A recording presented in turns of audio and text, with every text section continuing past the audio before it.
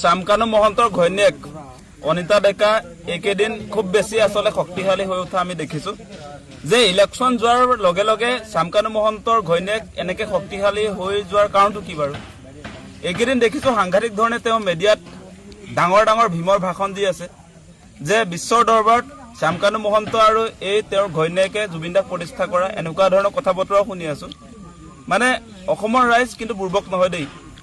এই মানুহবিলাক হৈছে অভিযুক্ত হত্যাকাৰী শ্যামকানু মহন্ত আৰু তেওঁৰ ঘৈণীয়েক এই দুইগৰাকী মানুহে চৰকাৰ লগত বিজেপি চৰকাৰৰ লগত মিলি আসলতে সিংগাপুৰত নৰ্থ ইষ্ট ইণ্ডিয়া পাতিছিলে নৰ্থ ইষ্ট ইণ্ডিয়া ফেষ্টিভেল এই অনিতা ডেকা আসলে গ্ৰেপ্তাৰ হ'বলগীয়া মানুহ সেই মহিলাগৰাকীক SIT-টো গ্ৰেপ্তাৰ নকৰিলেই এতিয়া তেওঁ আকৌ ভীমৰ বচন মাতি আছে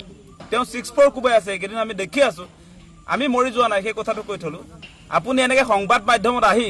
জুবিন দাক বিশ্বৰ দৰবাৰত প্ৰতিষ্ঠা কৰিছে বুলি যি ধৰণৰ আসলতে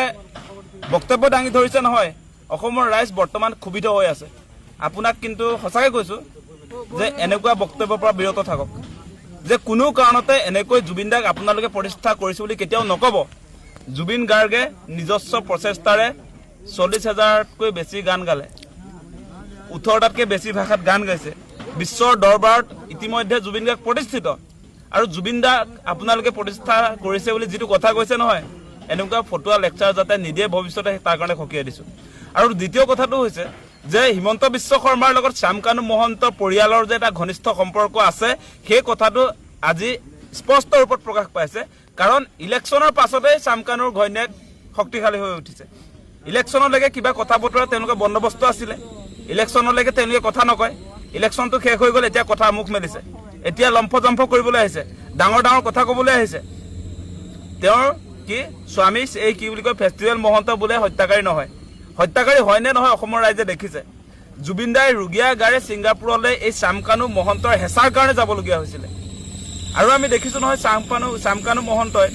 যে জুবিন দা যদি ছিংগাপুৰলৈ নাযায় তেতিয়াহ'লে তেওঁ আত্মহত্যা কৰিব তেনেকুৱা বাতৰি প্ৰকাশ পাইছিলে গতিকে এই কথা বতৰাবিলাক অসমৰ ৰাইজে পাহৰি যোৱা নাই আৰু হিমন্ত বিশ্ব শৰ্মাই আমিতো জানোৱেই যে এই ফেমিলিটোৰ লগত তেওঁৰ যে এটা মধুৰ সম্পৰ্ক আছে সেইকাৰণে যে আসলতে প্ৰথম অৱস্থাত কেনেকৈ আসলতে হত্যাকাৰী শ্যামকানু মহন্ত সিদ্ধাৰ্থ শৰ্মাহঁতক পূজাৰ দীঘলীয়া ছুটি দিছিলে সেই কথাবিলাক আমি মনত ৰাখিছোঁ আমি সকলো কথা মনত ৰাখিছোঁ এই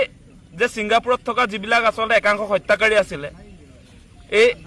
আসাম এছ'চিয়েশ্যনৰ যিবিলাক বিষয়ববীয়া আছিলে তেওঁলোককতো গ্ৰেপ্তাৰ নকৰিলে যিটো ইয়ট পাৰ্টি আয়োজন কৰিছিলে সেই মানুহবিলাক প্ৰথমতে এৰি দিলে তাৰপাছত একাংশক যেতিয়া গ্ৰেপ্তাৰ কৰিলে সেই কথাটো সুৰুঙাটো তাতে সোমাই গ'ল যে এই কেছটো আসলতে আধাতে সামৰিব লাগিব এতিয়া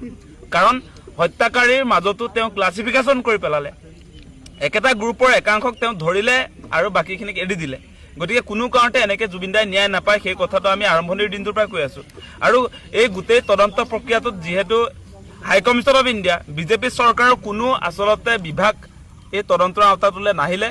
গতিকে জুবিন দাই ন্যায় নাপায় সেই কথাটো আমি কৈ আছিলোঁ গতিকে এই মুহূৰ্তত অসমবাসীৰ ৰাইজক আহ্বান জনাম যে বৰ্তমান সময়ত মিছা কথা কৈ লাভ নাই আমি অসমৰ ৰাইজে যি ধৰণে জুবিন দাৰ হত্যাৰ ঘটনাটোক লৈ আসলতে চিৰিয়াছ হ'ব লাগিছিলে সেই ধৰণৰ চিৰিয়াছনেছ আমি প্ৰকাশ কৰা নাই আমাৰ আৱেগবিলাক মানে জ্বলি থকা শুকান খেৰৰ জুইৰ নিচিনা হৈছে এমাহ জ্বলিলোঁ তাৰ পাছত এতিয়া নুমাই থাকিলে এতিয়া কোনেও জুবিন দাৰ ন্যায়ৰ কথা নাপাতে কোনেও নাপাতে জুবিন দাৰ ন্যায়ৰ কথা এই মুহূৰ্তত কোনেও নাপাতে এতিয়া জুবিন দাক হত্যা কৰা মানুহবিলাকে এতিয়া মিডিয়াৰ সন্মুখত ডাঙৰ ডাঙৰ লেকচাৰ মাৰিব পৰা হ'ল সেই পৰিৱেশ আহিছে আপোনালোকে সকলোৱে এই গোটেই কথাখিনি বিবেচনা কৰিব